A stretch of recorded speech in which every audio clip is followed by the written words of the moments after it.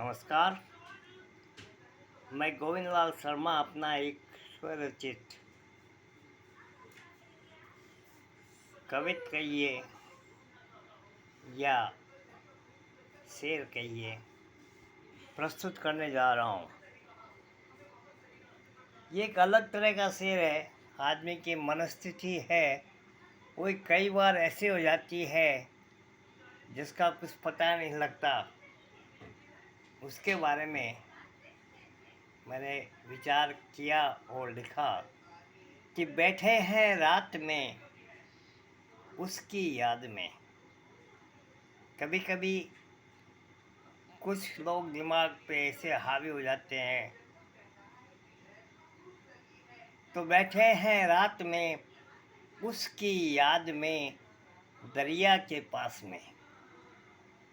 बैठे हैं रात में उसकी याद में, जिसको हम बहुत चाहते हैं, जिसे याद करते हैं। तो बैठे हैं रात में उसकी याद में दरिया के पास में। दरिया में कभी चांद दिखाई देता है, कभी वो दिखाई देता है, कभी वो। दरिया में कभी चांद, कभी वो, कभी चांद, कभी वो। ऐसी परिस्थिति हो जाती है कि दरिया में कभी चांद, कभी वो, कभी चांद, कभी वो। या खुदा आज क्या हो गया है इस दरिया को, या खुदा आज क्या हो गया है इस दरिया को। ये दरिया है या दर्पण